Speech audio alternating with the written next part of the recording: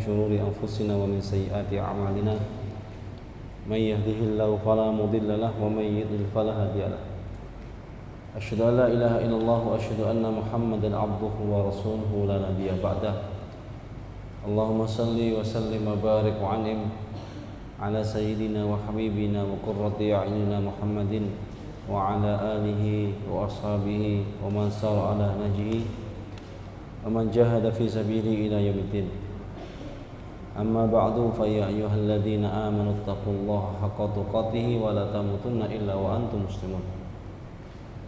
Para masyayikh, para ustaz, hadirin hadirat yang dirahmati Allah SWT. Alhamdulillah pada malam hari ini Allah SWT berikan kita kenikmatan yang berlimpah-limpah, nikmat iman dan Islam, nikmat Allah turunkan hujan, dan hujan adalah rahmat Allah SWT. Dengannya Allah SWT memberi rezeki kepada makhluk Allah yang melata di muka bumi ini. Alhamdulillah Allah juga berikan kita kesehatan, waktu luang, dan dengannya kita gunakan untuk taat kepada Allah SWT. Sallallahu alaihi wasallam semua terlimpah kepada Rasulullah SAW, pada para sahabat beliau yang mulia, kepada keluarga beliau dan orang-orang yang senantiasa mengikuti risalahnya, menghidup-hidupkan sunnahnya, berjuang dan membela sunnahnya, baik yang datang sebelum kita ataupun orang-orang yang datang setelah kita hingga yaumul qiyamah nanti. InsyaAllah pada malam ini kita akan membahas kisah hijrahnya Rasulullah SAW. Ini bab yang paling saya senangi sebenarnya, bab yang paling saya senangi. Kenapa? Karena inilah bab yang mengharukan, membahagiakan. Karena dengan hijrahnya Rasul Sallallahu Alaihi Wasallam ini merupakan awal dari kemenangan besar, yang Rasulullah SAW akan dapatkan sejak berhijrah sampai Rasulullah meninggal di Madinah. Dan ini adalah awal dari sengsaranya atau kalahnya orang-orang Quraisy, makarnya orang-orang kafir. Karena dengan hijrah ini mereka sebenarnya sudah ditunjukkan bahwa kebenaran sudah mulai menunjukkan cahayanya, dan kebatilan itu sudah mulai redup karena hadirnya cahaya yang sebenarnya, yaitu Islam. Setelah para sahabat, yaitu sebagian besar sahabat itu hijrah ke Madinah, atau tepatnya hanya tinggal beberapa orang saja yang ada di Mekah, itu orang-orang yang lemah yang tertahan di Mekah, orang-orang yang sakit, atau orang-orang yang tidak berani karena ada ikatan dengan majikannya, dan sebagainya. Juga termasuk Rasulullah SAW bersama beberapa orang sahabat. Kalau Rasulullah SAW memang belum diwajibkan ke Madinah, karena kalau yang lain itu diwajibkan, sudah datang perintah Allah untuk hijrah ke Madinah. Tapi Rasulullah SAW belum. Dan ini adalah satu hikmah yang besar, bagaimana seorang pemimpin itu bahkan merelakan dirinya menjadi benteng, menjadi tameng atas keselamatan rakyatnya. Rasulullah menyuruh para sahabat beliau, orang-orang yang lemah di Makkah itu hijrah semua ke Madinah. Dan beliau sendirian bersama segelintir orang untuk tetap di Makkah. Jangan bisa bayangkan kalau ada orang yang minoritas, itu di kalangan mayoritas yang membencinya, pasti yang minoritas akan tertindas. Dari dulu sejak sekarang, bahkan mungkin sejak hari hingga dari dulu hampir sampai sekarang, bahkan mungkin hingga kiamat, kebenaran itu hanya Islam yang bisa menjamin keselamatan bahkan bagi orang-orang yang di luar keyakinan mereka. Kalau jenengan pergi ke negeri-negeri yang mayoritas itu Muslim, itu tidak ada orang Kristen yang dihalangi masuk gereja, tidak ada orang Yahudi yang dihalangi masuk sinagog. Tidak ada. Bahkan la ikraha fiddin, tidak ada paksaan untuk memeluk agama Islam, dibiarkan begitu saja. Tapi manakala kita pergi ke negeri-negeri yang mayoritas orangnya adalah orang-orang yang tidak beriman kepada Allah SWT, dan minoritas yang tinggal di sana adalah orang-orang yang beriman, pasti orang yang beriman, orang Islam itu akan diintimidasi, dipaksa keluar dari agamanya. Makanya bisa lihat di India, di Kashmir, di Myanmar, di Cina, ya, dan di negeri-negeri yang lain, ya, itu hampir sama, terus berulang, ya, terus berulang. Itu kenyataan, ya. Kalau saya bisa gambarkan, untuk menjaga sebuah keamanan itu kan dibutuhkan suatu alat. Ya, kalau kita hari ini ya ada senjatanya, ada pistolnya. Kalau yang megang alat itu adalah penjahat, maka orang-orang baik akan apa? Akan terancam. Tetapi kalau yang menjaga, ya, kalau yang punya senjata adalah orang yang beriman, orang yang baik, maka bahkan orang-orang jahat pun tidak celaka. Ya, Masya Allah, ya. Apalagi orang baik. Itulah gambaran Islam itu begitu. Maka Rasul juga terancam jiwanya, terancam, sangat terancam. Ya. Bahkan di akhir-akhir, bahkan satu hari atau satu malam menjelang Rasulullah SAW hijrah ke Madinah, ya. Padahal sebelumnya Rasulullah sudah diperintah oleh Allah SWT untuk hijrah. Itu ada perkumpulan jahat, orang-orang musyrik, ya. Sebagaimana digambarkan oleh Allah SWT dalam surat Al-Anfal, wa idh yamkuru bikal ladzina kafaru liyuthbituka aw yaqtuluka aw yukhrijuka wa yamkuruna wa yamkurullah wallahu khairul makirin. Dan ingatlah, wa idh yamkuru bikal ladzina kafaru, ketika orang-orang kafir itu memikirkan daya upaya terhadapmu, membuat makar. Makar itu niat jahat. Apa makarnya? Liyusbituka. Apa? Asli yusbituka itu apa? Menguatkan sebenarnya. Menguatkan. Tapi kalau di sini tidak, apa? Memenjarakan. Orang nggak boleh kemana-mana. Ya.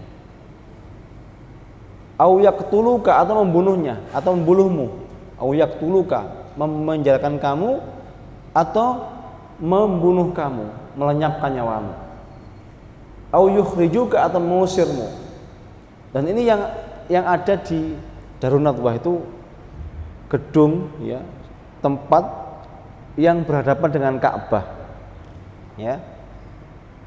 Itu kalau posisinya itu, kalau jenengan semprot orang yang tawaf itu, ya, ketika rukun Yamani ke rukun Hajar Aswad itu kan kaum muslimin harus memperlihatkan lengannya, ya. Nah, disitulah letaknya Darun Nadwah. Orang-orang Quraisy biasanya nongkrong di situ, bahas permasalahan di situ, ya. Di situ letaknya. Obrolan ketika surah itu adalah kalau paksa saja Muhammad SAW, ini bahasanya kasarnya orang-orang Quraisy, paksa saja Muhammad ini SAW agar dia menandatangani kesepakatan yang kita ajukan. Kesepakatannya susah, seperti kesepakatan boikot itu. Tidak boleh menikahi Bani Hashim, tidak boleh jual beli, tidak boleh menikahkan dengan anaknya. Wis pakai susah pokoknya. Kalau nggak mau, ya udah penjara saja. Kalau nggak mau, bunuh saja. Kalau nggak mau, usir saja dari negeri ini. Segitu. Kenapa kok berani? Karena sahabatnya sudah pindah semua, hanya tinggal beberapa orang saja.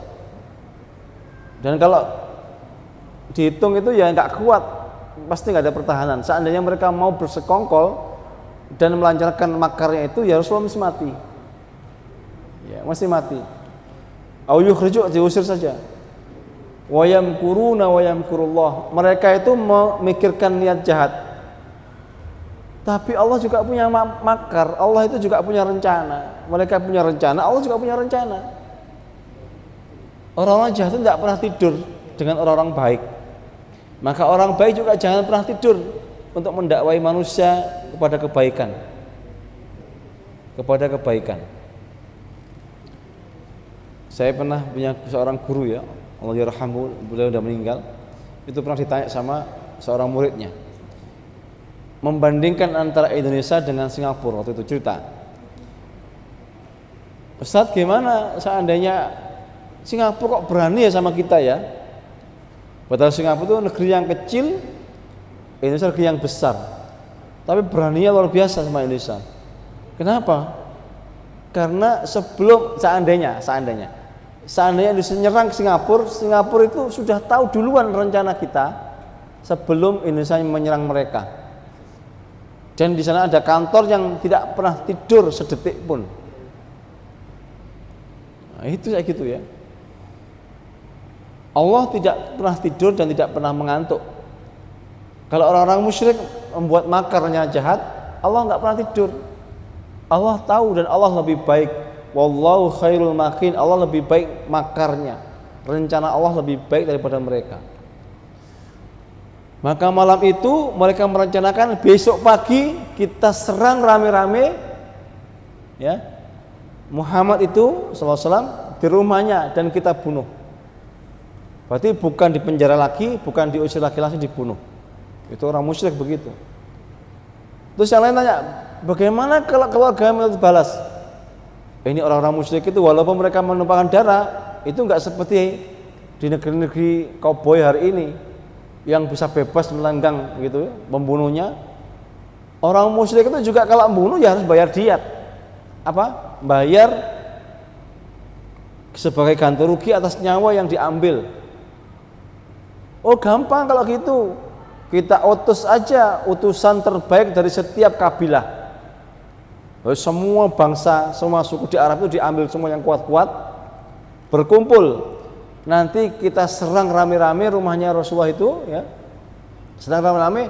Nanti kalau kita bunuh, apa? Kita bilang sama keluarganya Bani Hashim bahwa kami bertanggung jawab semuanya atas kematian Rasulullah. Sehingga apa? Bani Hashim tidak bisa menuntut kematian, karena dulu juga sama, kematian dibalas kematian. Sehingga apa? Mau nggak mau hanya memberikan diat atau ganti harta atas kematian anggota keluarganya. Berarti kalau seandainya ada 100 orang yang ikut ya nyerang itu, maka 100 orang itu yang menanggung 1 onta. Karena diatnya orang membunuh itu 100 onta. Diatnya itu. Ya, Masya Allah ya. 100 onta. Akhirnya diserang rame-rame. Tapi rencana mereka gagal. Karena Allah lebih tahu tentang rencana mereka. Akhirnya Allah kabarkan kepada Rasulullah SAW, dan Rasulullah apa? Meminta Ali bin Abi Thalib untuk tidur di kamar beliau. Tidur anak muda. Mungkin masih semas ini ya, yang pakai baju merah itu, pakai topi merah itu. Berani Ali, kamu tidur di sini. Ya Rasulullah. Rasulullah pergi keluar.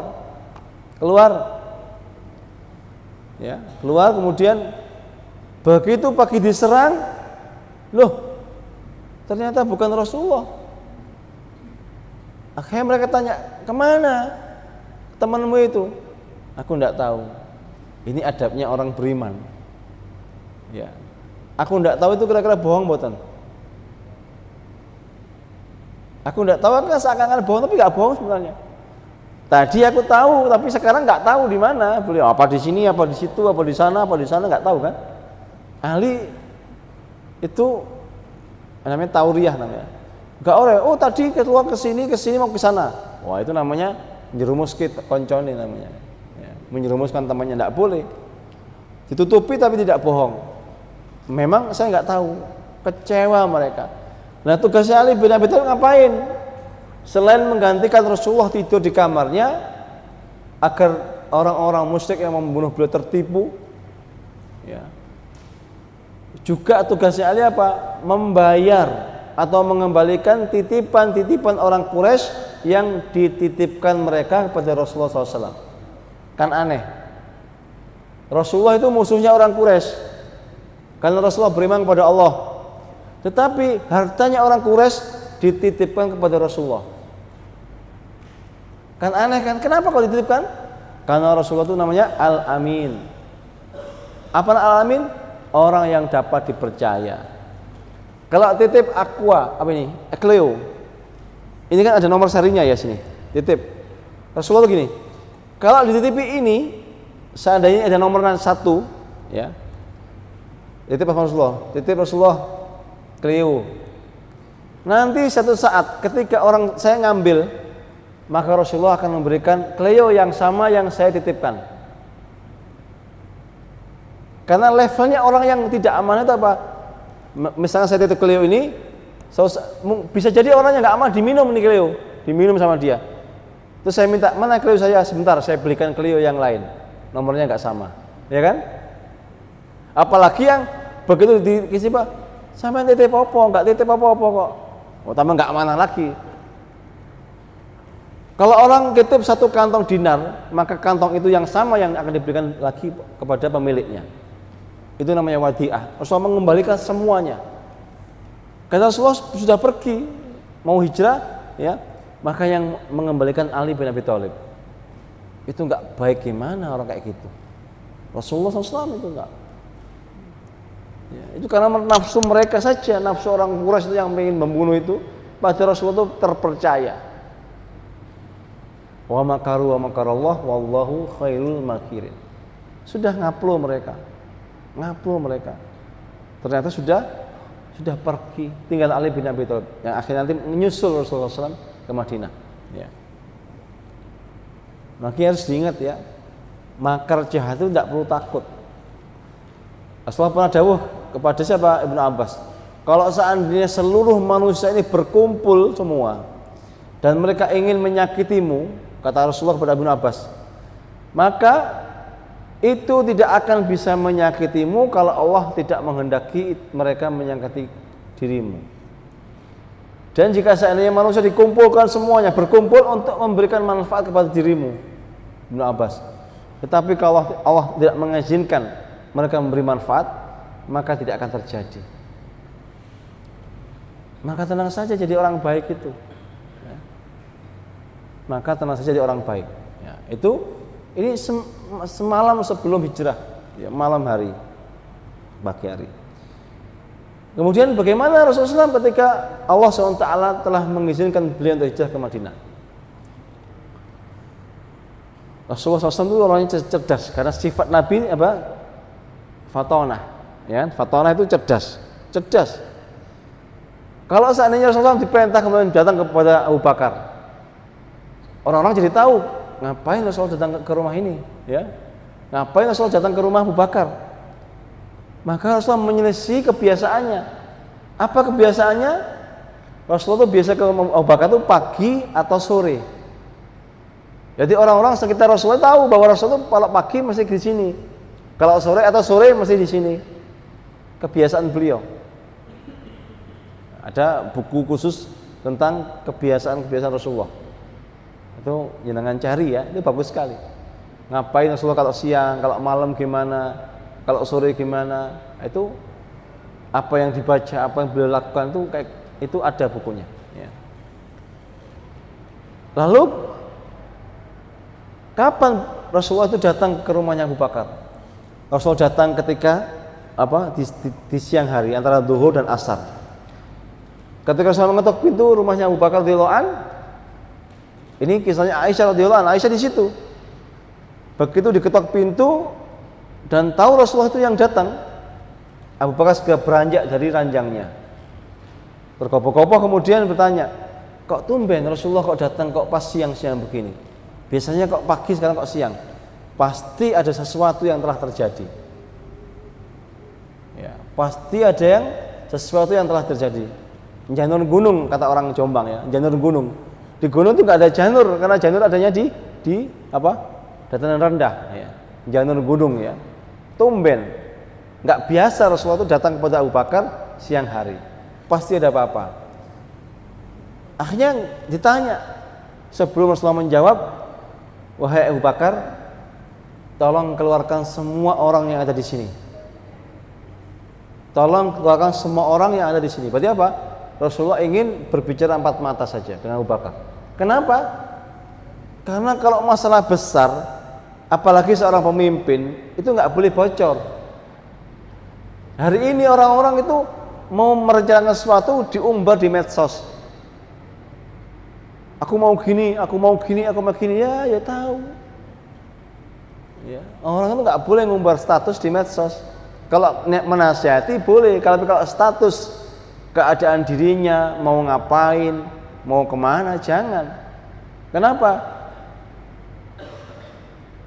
Ada orang-orang yang hasad yang akan mengikuti kita. Ada orang-orang yang buruk hatinya yang akan menggagalkan setiap amal-amal kebaikan kita, setiap rencana baik kita. Tuangkan semua. Apa jawaban Abu Bakar? Wahai Rasul, ya, aku jaminkan ayah dan ibuku. Maksudnya, wis gak apa-apa aku kehilangan ayah dan ibuku. Sesungguhnya di rumah ini hanya aku dan 2 putriku. Siapa 2 putrinya Abu Bakar? Siapa? Aisyah binti Abu Bakar dan Asma binti Abu Bakar, putrinya. Beliau ini 2 ini lain ibu ya. Asma itu lain ibu, tapi bapaknya Abu Bakar. Gak ada orang yang lain di sini. Cuman kami bertiga tok. Akhirnya Rasulullah mengatakan bahwa aku sudah diizinkan untuk hijrah ke Madinah. Aisyah mengatakan, siapa yang menyertaimu? Yang menyertai Anda ya Rasulullah?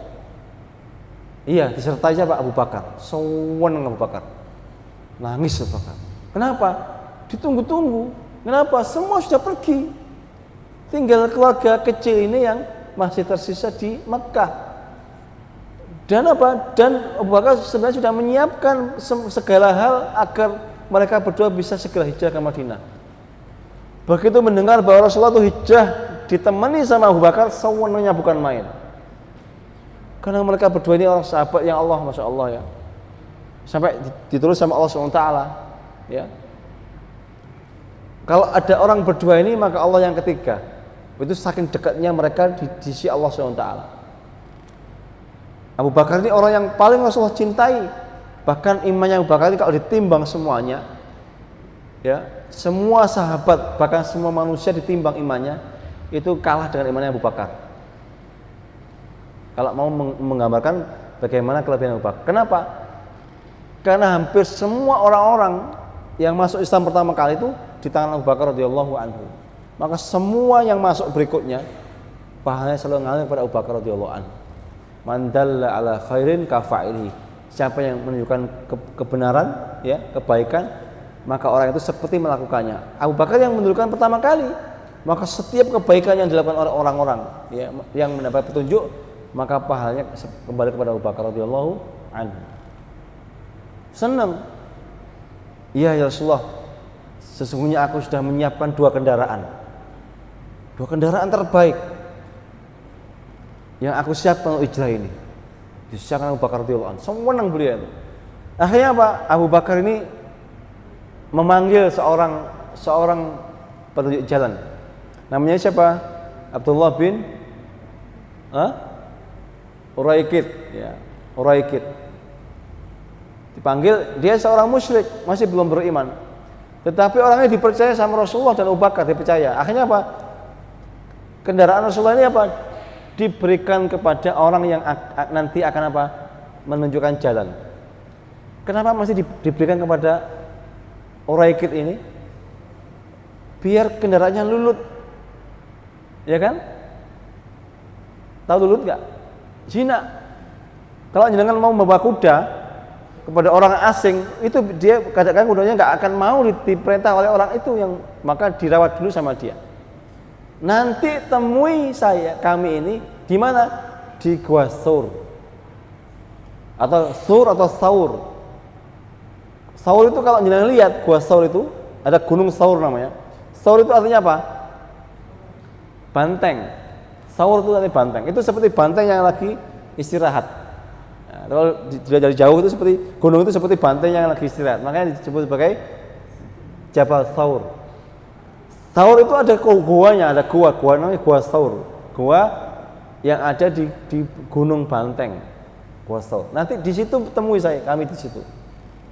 Ya. Rasulullah keluar bersama Abu Bakar apa?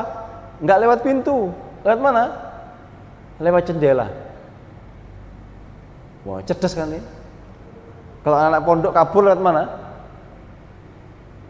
Lewat jendela. Iya, kalau mau ketahuan lewat jendela, tapi jangan ya. Ini harus ngatur siasat. Maka perginya di malam hari. Kalau nggak malam hari dia ketangkep langsung. Ketangkep karena mereka udah gagal kemarin, pagi-pagi udah gagal. Ya. Pergi malam hari naik apa jendela, keluar bersama Rasulullah. Ya. Sembunyi bukan jauh-jauh, sembunyi di Gua Thur di Mekah. Ya dekat Mekah situ. Ya. Sembunyi berapa lama di situ? Ya. 3 hari. 3 hari sembunyi dalam gua. Maka ketika rencana itu ada, Aisyah dan Asma ini menyiapkan barang-barangnya, siapkan perbekalan, ya, kurma, air minum, ditaruh di dalam kantong. Nah menariknya, Asma itu akhirnya apa? Asma itu punya apa? Sabuk atau ikat pinggang, dirobek sama dia, krek. Satunya dibuat sabuk, satunya dibuat apa? Dibuat nali kantong-kantong tempat Rasulullah menyimpan barang-barang yang untuk persiapan hijrah. Maka Asma diberi julukan apa? Dzu nitaqaini, ya. Seorang yang memiliki 2 ikat pinggang. Nah, dijuluki begitu. Kenapa? Ikat pinggang dirobek sama beliau, dirobek krek. Nah, dari kain dibuat ikat apa? Dibuat ikat apa? Ikat itu. Ini berarti rencana luar biasa Rasulullah SAW rencananya. Didampingi sahabat yang paling dekat. Kemudian didampingi oleh apa? Keluarganya sahabat yang paling dekat. Karena ternyata apa? Rasulullah itu apa? Menghadirkan pembantu jalan. Tetapi Abu Bakar juga punya Amir bin Fuhairah. Siapa? Budaknya Abu Bakar. Yang tugasnya apa? Mengembala apa? Mengembala domba-domba. Untuk apa digembala domba-domba? Untuk nutupi jejaknya Rasulullah bersama Abu Bakar.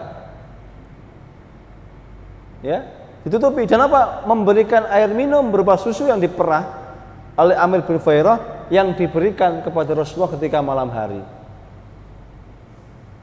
Jadi normal begitu.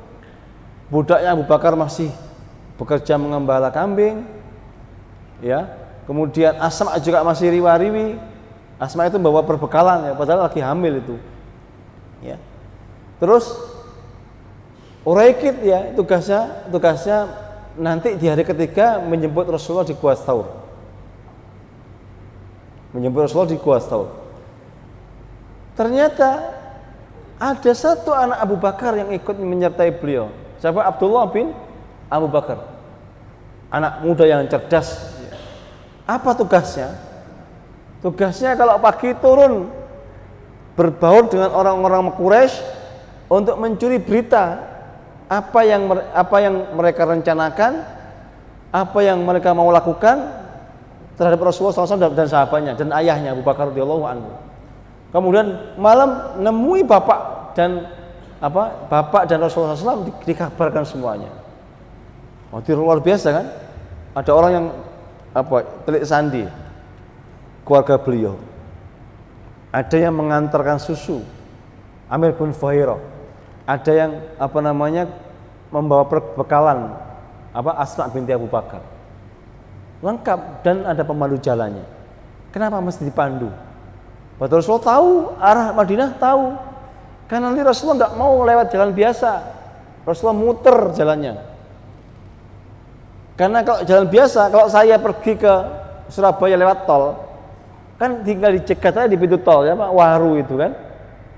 Gampang sekali. Seandainya ada penjahat ya, saya ini dikejar penjahat. Kemana Amin ini? Ke Surabaya. Lewat tol, kan gampang. Cegat aja di pintu tol Surabaya, selesai. Maka saya berputar saya, lewat mana? Lewat Gresik. Atau lewat Malang, baru ke Surabaya.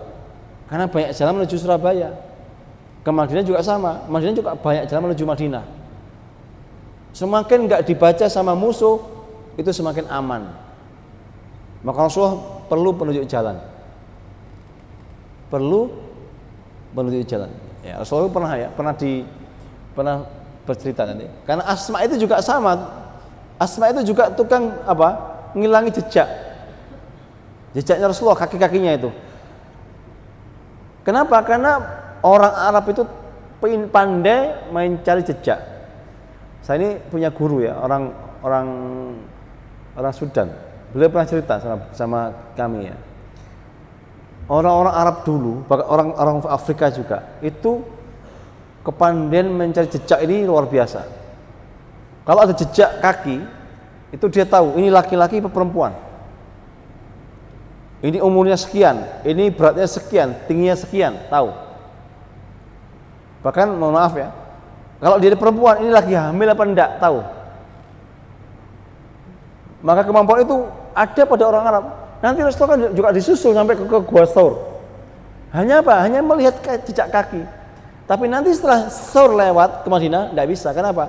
Asma menutupi jejaknya. Rasulullah pernah bersabda, sesungguhnya ibu kalian adalah penutup jejak terbaik. Siapa? Asma yang sekarang. Sebelumnya, sesungguhnya ibu kalian adalah penutup jejak terbaik. Siapa? Hajar. Hajar itu ben nggak diikuti orang jahat ya. Ya, kalau diikuti apa? Itu meletakkan pelepah kurma di tubuhnya, di belakangnya, diseret. Jadi di jejak itu diseret. Ya. Biar nggak terdeteksi jejaknya. Ditiru sama Asma. Orang Islam harus begitu. Kapan itu diperlukan? Suatu saat ketika ada kejadian yang sangat genting. Ya, dulu ada PKI, banyak ulama-ulama yang mati. Ya. Atau banyak sekali peristiwa-peristiwa itu ada. Ya. Fitnah dukung santet dulu di Banyuwangi, banyak ulama mati. Ya. Maka harus pintar-pintar menutupi jejak, termasuk jejak digital, ya kan? Termasuk jejak digital. Oke ya, itu Rasul sangat cerdas ya, sangat cerdas. Kemudian peristiwa di Gua Thaur. Rasulullah memilih Gua Thaur, gua terdekat dari Mekah. Enggak langsung ke Madinah. Dibiarkan 3 hari. Apa di antara hikmahnya? Biar orang berpikir, wah ini pasti udah jauh sekali. Kayak orang maling, kita ngepung maling. Nanti malingnya, ternyata malingnya masih ngumpet di bawah tempat tidurnya yang punya rumah. Betul udah dikepung kemana-mana, nggak ada orangnya. Nah itu kan, nggak terbaca strateginya. 3 hari di situ bersama Abu Bakar. Tadi kenapa bersama sahabat? Karena sahabat tidak akan ingkar janji. Tapi yang namanya sahabat, Abu Bakar sama Rasulullah itu yang paling kokoh siapa? Jangan tahu Rasulullah itu kalau ada peristiwa besar-besar itu ya. Misalnya pernah di Makkah atau di Madinah ya. Itu ada suara keras sekali. Para sahabat itu bingung. Suara apa itu keluar? Ternyata Rasulullah datang dari bukit. Sudah saya selesaikan. Orang yang paling berani itu Rasulullah. Maka begitu Abu Bakar bersama Rasulullah di situ, itu orang kafir Quraisy itu sudah naik bukit itu. Kenapa bisa ketemu bukit itu? Karena petunjuk jalan mereka mengatakan bahwa Rasulullah pasti di sini tempatnya. Pasti di sini. Tapi kok nggak ada. Akhirnya mereka mendaki bukit. Karena Gua Thaur itu nggak tinggi ya, nggak seperti gunung-gunung di sini ya tinggi-tinggi. Gua Thaur itu kayak bukit. Pasti didaki sama mereka. Dan letaknya Gua Thaur itu di bawah, seperti cekungan di bawah gitu. Kata Rasulullah, seandainya mereka melihat ke bawah ya, melongok ke bawah, pasti akan ketahuan. Abu Bakar tuh pecah, takut sekali. Bahkan apa? Bahkan ada kalajengking itu sampai apa? Beliau hindarkan itu dari Rasulullah sampai kedintup. Sedih, takut ketahuan.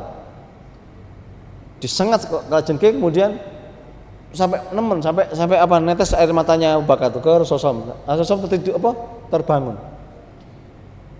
Kemudian Rasulullah mengatakan, la tahzan innallaha ma'ana. Jangan takut, jangan sedih wahai Abu Bakar. Bagaimana kalau ada dua orang, kalau yang ketiga adalah Allah?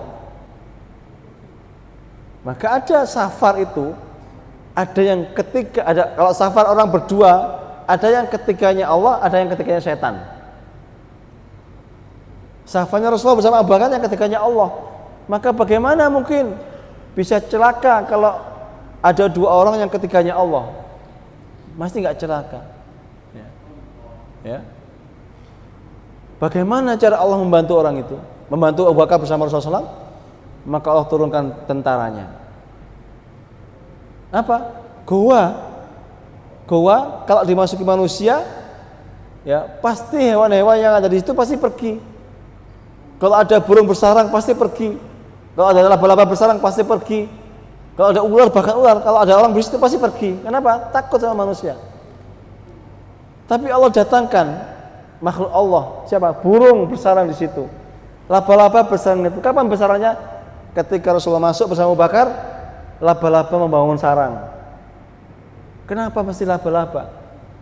Karena laba-laba punya rumah yang kalau jangankan dengan manusia, dengan hembusan angin saja bisa robek.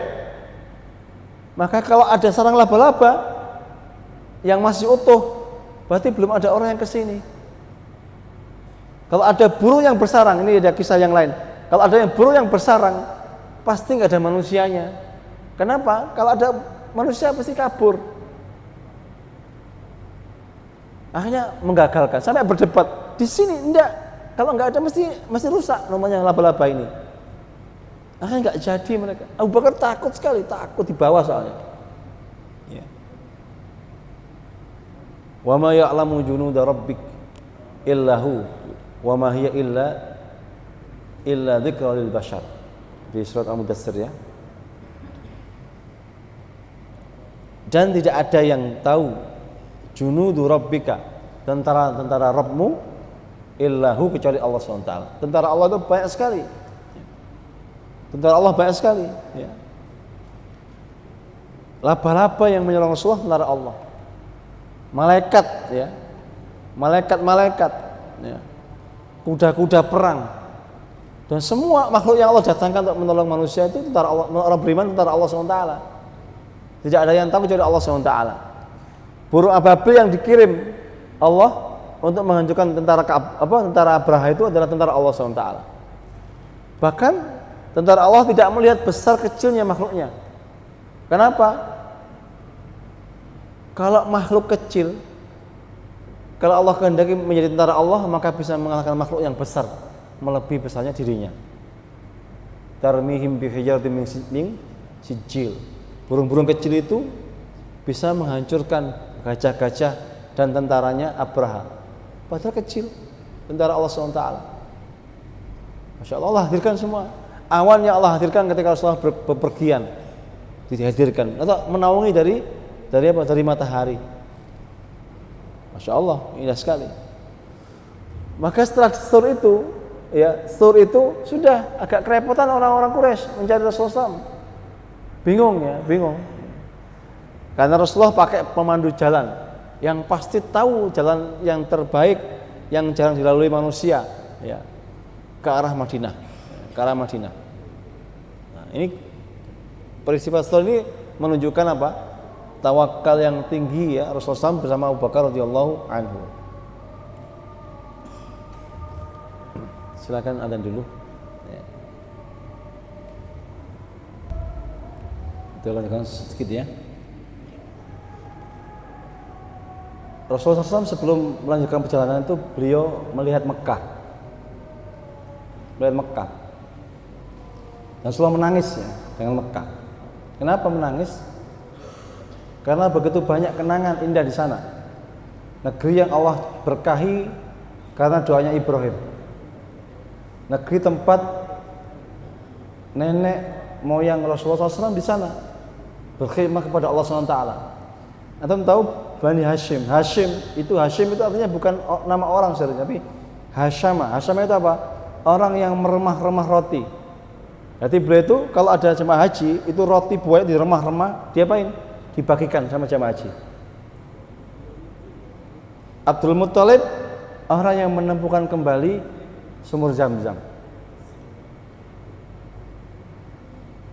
Ismail yang membangun Ka'bah. Nenek moyang Nabi Muhammad SAW, Ismail. Nabi dari apa? Dari Nabi Muhammad SAW ya. Ismail menurunkan Nabi Muhammad SAW. Yang enggak bersambung, yang tidak jadi jalur Ishak, Nabi Ismail. Kenangan indah itu. Nabi tempat dibelah dadanya di Mekah. Tempat beliau diasuh oleh Halimah Sa'diyah. Nanti kenangan banyak sekali di Mekah itu. Rasulullah mencintai Mekah. Sebagaimana Allah juga mencintai Mekah. Mekah adalah negeri terbaik di seluruh muka bumi ini. Bahkan Mekah adalah kota tengah-tengah dari bumi ini. Mas sebenarnya penanggalan jam itu harusnya dari Mekah, bukan dari Greenwich. Greenwich itu Inggris ya. Inggris itu kan Greenwich. Itu dari situ 0, kemudian dibagi-bagi jamnya. Harusnya dari Mekah harusnya. Kenapa? Tengah-tengah dunia Mekah. Ka'bah itu tengah-tengahnya. Maka beliau nangis ketika melihat Mekah. Wallahi inni a'lamu annaki khairu ardillah. Demi Allah, ini ngajak bicara Nabi itu. Demi Allah, aku tahu engkau Mekah itu adalah bumi terbaik di sisi Allah. Ngajak omong. Rasul itu biasa ngajak omong benda-benda begitu. Onta saja diajak omong sama Rasulullah SAW. Ya. Gunung Uhud, hai Uhud, nuhibbuka kama tuhibbuna. Uhud, kami mencintai dirimu yang kamu mencintai kami. Ngajak bicara sama gunung. Uhud itu pernah di Nabi. Uhud berhenti bergerak, berhenti. Mekah diajak bicara sama Rasulullah. Aku tahu engkau adalah negeri yang paling baik di sisi Allah SWT. Kan doakan sama Ibrahim alaihissalam. Wa hubbuha ilallah wa ahabba ilallah, dan negeri yang paling Allah cintai. Maka nanti Rasulullah berdoa, ya Allah cintailah ya, berkahilah Madinah sebagaimana engkau memberkahi Mekah. Ya. Walaula anni walau ala ahliki akhrajuni minki makhrajtu. Seandainya pendudukmu tidak mengusirku, maka aku tidak akan keluar darimu. Itu cintanya Rasulullah SAW. Maka orang Islam harus begitu juga. Orang Islam harus mencintai tanah-tanah negeri-negeri yang dicintai Rasulullah, yang dicintai Allah SWT. Dan orang beriman harus mencintai negeri-negeri yang dicintai orang beriman. Dan negeri ini harus kita cintai. Ya, kenapa? Yang lalu ya, karena negeri ini apa? Diperjuangkan dengan darahnya para ulama. Ya, Masya Allah. Ini sedih, teman.